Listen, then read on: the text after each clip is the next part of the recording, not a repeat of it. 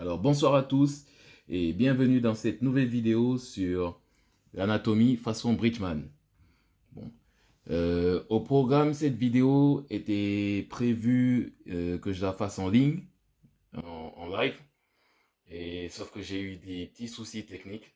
Donc malheureusement vous allez la voir, mais un tout petit peu plus tard.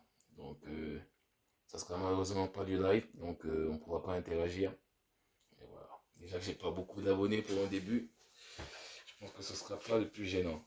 Donc je vais poser, je vais poser le sujet, je vais traiter la vidéo et ensuite vous serez libre de poser des questions dans les commentaires. Voilà. Alors merci. On peut commencer. Avant de commencer, surtout n'oubliez pas, s'il vous plaît, likez, abonnez-vous et partagez. Voilà. Voilà. Donc qui était Bridgman? Bridgman. Alors je rappelle comment ça s'écrivait. Oups, je suis en vert. Bridgman, ça s'écrit B-R-I-D-G-M-A-N.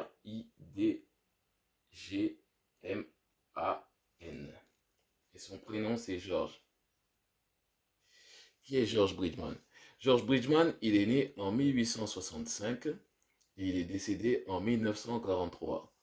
Ça veut dire que ça fait à peine un siècle qu'il nous a quittés. Et George Bridgman, quelle est sa force à lui? C'est que George Bridgman, il nous a aidés dans notre compréhension du dessin, de l'anatomie humaine. Comment vous me direz? Eh bien, parce que George Bridgman, il nous aide à simplifier le dessin, c'est-à-dire à prendre des formes très complexes et à les ramener à des éléments assez simples, assez basiques, qu'on va ensuite travailler. Voilà. Donc, c'est un peu comme de l'architecture ou, je sais pas, peut-être de la poterie. Mais bon, je vais pas trop m'étaler sur ce sujet. Alors, Bridgman, qu'est-ce que Bridgman il nous dit? Bridgman, il nous dit qu'on peut décomposer le corps en trois masses principales. Voilà, donc j'écris là trois masses. Et parmi ces trois masses, on aura la tête, on aura le tronc et on aura le bassin. Là, vous voyez comme ça, je les ai tous mis au même niveau. C'est parce que j'ai fait un dessin de profil. D'accord? Donc, si je place, j'ai la tête là, j'ai là, et tac tac, j'ai le bassin là. La colonne vertébrale là, et le cou là. Voilà. Je vais en refaire un autre pour l'exemple de face. Voilà. Et là, c'est ce qu'on appelle, en quelque sorte, on a déjà une forme de gestion des proportions. Vous remarquerez que le premier cube de la tête, il est plus petit. Le deuxième cube du torse, il est beaucoup plus long, beaucoup plus large. Et le troisième, il est large, mais pas si long. Voilà. Donc là, j'ai ça. Je vais faire pareil. Je place la tête là. Je place la cage thoracique là. Tac, tac. Parce que tu as le sternum là. Tac, tac. La cage thoracique et tu as le bassin là. Un bassin tout crevé, tu vois. Donc on a ça. Voilà. Et une fois qu'on a ça, Bridgman, il nous fait comprendre que à partir de ces trois masses-là, on peut obtenir un tas de combinaisons. D'ailleurs, toutes sortes de combinaisons, toutes les combinaisons dont vous aurez besoin. Je pense que vous pourrez les retrouver là. Imaginons par exemple qu'on ait ça, on ait la tête là, bam, on peut avoir là, on peut avoir paf, ça là. Alors, je pense que rien qu'en regardant déjà, vous pouvez vous faire une idée, deviner, voire imaginer voilà, ce que la personne a fait. Donc, revenons à l'idée de départ, parce que j'ai sauté une petite étape. Bridgman, il nous dit que avant de tracer la moindre ligne, il faut avoir une claire, j'ai failli me tromper, idée du dessin. Voilà. Bon, j'écris mal. Hein. Il faut avoir une claire idée du dessin. Ça veut dire quoi? C'est que il faut pouvoir comprendre, imaginer ce que le dessin il représente comme forme générale et quelle place il prend dans l'espace. Donc, voilà, si tu commences à dessiner tu veux dessiner un corps en entier et que ta main est fait la moitié de la feuille, c'est compliqué, hein, mais je pense que de toute évidence, tout le corps, il va pas entrer dedans, voilà. Donc, il faut avoir une claire idée du dessin et ça passe par la compréhension des dimensions. Donc, imaginons, on a un corps qui va se situer dans ça. Et pour simplifier, par exemple, là, je sépare en deux parties. J'ai ça et j'ai ça. Donc, dans la partie du haut, par exemple, on aura tout ce qui est la tête et le bassin. Du torse jusqu'au bassin. N'est-ce pas? Et la partie supérieure qui fait la même taille que... Voilà. On aura les jambes. Voilà. Donc ça fait déjà une bonne façon de comprendre une base. Une bonne façon de comprendre pour une base les proportions. Et là, la tête, ce qu'on peut retenir, c'est que la tête, si on veut, on peut encore diviser en plusieurs échelles. La tête, en gros, elle fait 1/7 quelque part du corps. Bon, ça dépend. Il y a différentes morphologies et tout, mais en gros, selon les artistes, ça varie un sixième, 1/7, quoi. 1/6, 1/7. Ça veut dire que si on multiplie 7 fois la tête, on obtient la taille entière du corps. Donc là, on a quoi? On a ça ici. Imaginons. On a tac, une tête, tac, deux têtes, trois têtes, quatre têtes, cinq têtes, six têtes, sept têtes en gros. Bon, c'est un peu plus. Je me suis juste un tout petit peu loupé. Mais en gros, on verra qu'on a 7 têtes pour un corps humain. Voilà. Et on verra aussi que la tête, quand il s'agit de la tête, c'est pareil. On a une tête, on a paf, on a paf, on a deux yeux. Et ce que Bridgman il veut nous faire comprendre, c'est que une tête, on peut avoir la longueur de la tête avec 5 yeux. Ah oui, on fait des petits calculs, hein?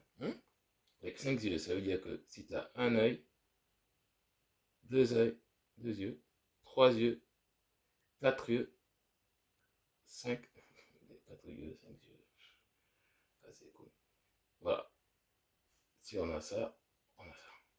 Et donc, imaginons, ça veut dire que là, par exemple, si je mettais normalement un œil là, c'est sûr qu'il ne resterait pas assez de place pour un deuxième œil. Mais je laisse l'espace d'un autre œil là, et je remets un autre œil là. Voilà. Je relaisse encore de l'espace. Et vous voyez ce que ça fait là? Je ne sais pas si c'est super clair, mais on a une tête qui fait 5 yeux. Voilà. Je vais mettre les yeux et puis je vais y mettre un sourire. Happy. On a une tête qui fait 5 yeux. Et je vais faire les yeux. Ça va lui donner un air un peu bizarre, monstrueux, mais bon. C'est pas plus mal. Donc on a une tête qui nous fait 5 yeux. On est d'accord? Et une fois qu'on a cet ordre de mesure, je pense que ça devient beaucoup plus évident, beaucoup plus facile de se retrouver. Voilà.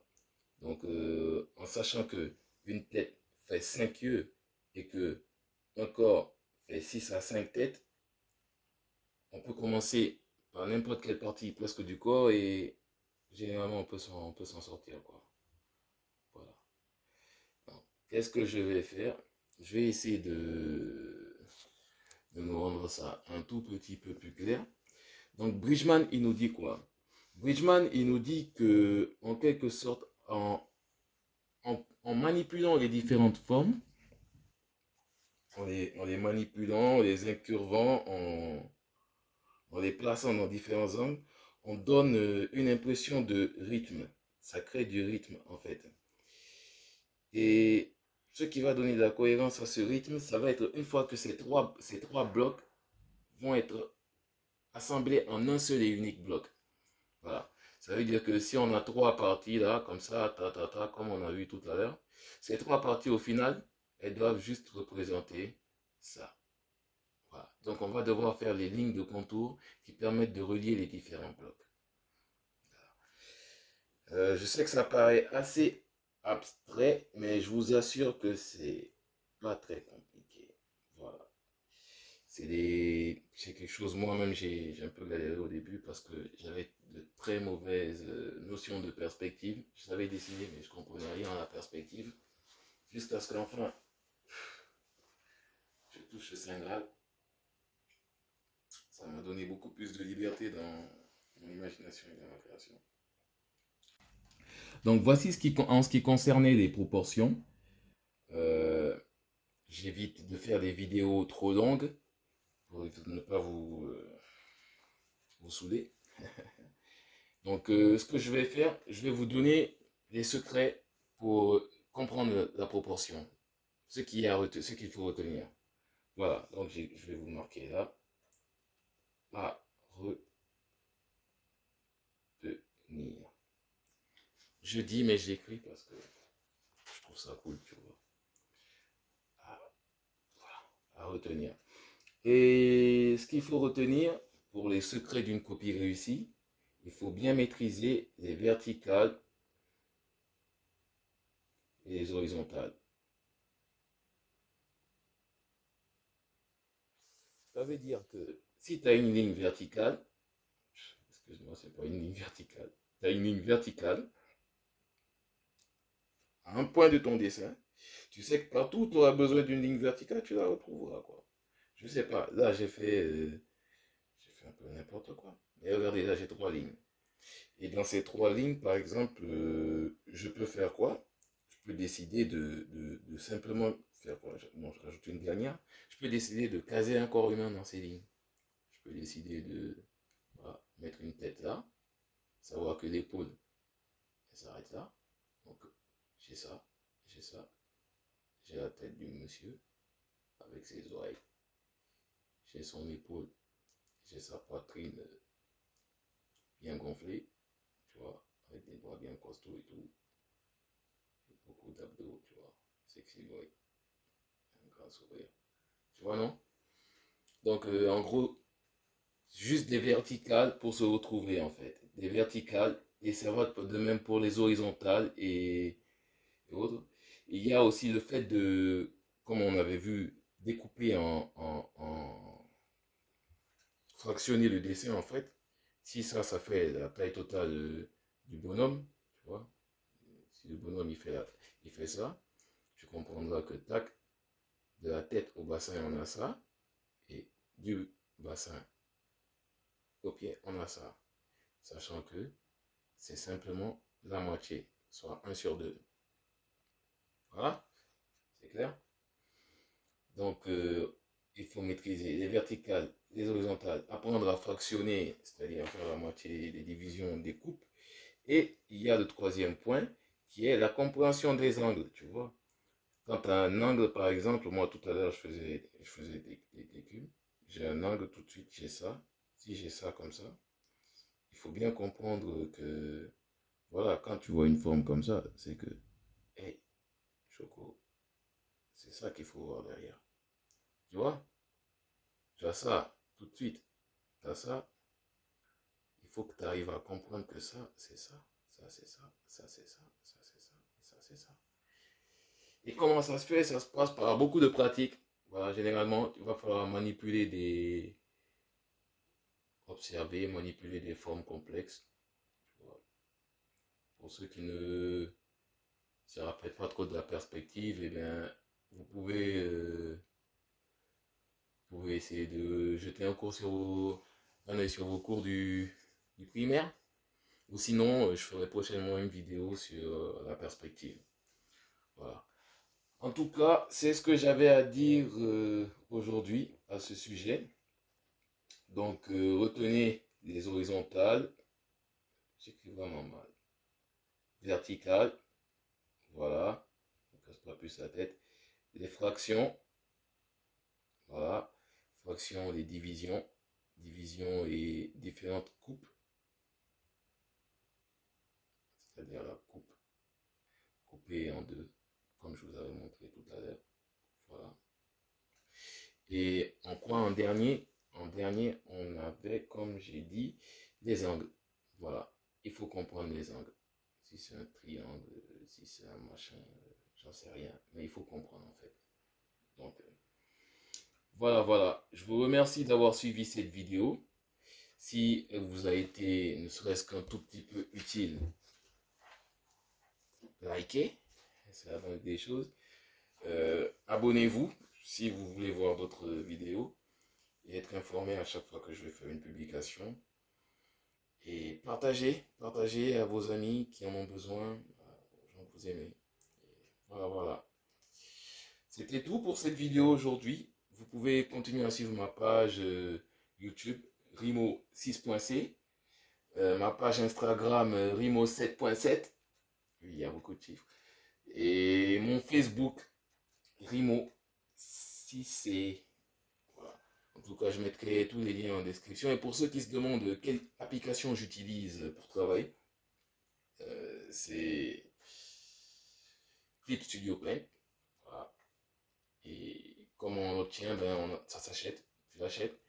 La différence des autres, c'est que c'est un achat à vie. Tu l'achètes une seule fois. Tu n'as pas à payer tous les ans. Voilà. Donc, peut-être que je vous mettrai le lien comme affilié. Comme ça, si ça vous intéresse, vous pourrez télécharger le logiciel directement à travers mon lien.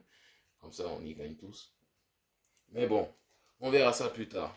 En attendant, je vous dis ciao, ciao, salut les amis et à la prochaine.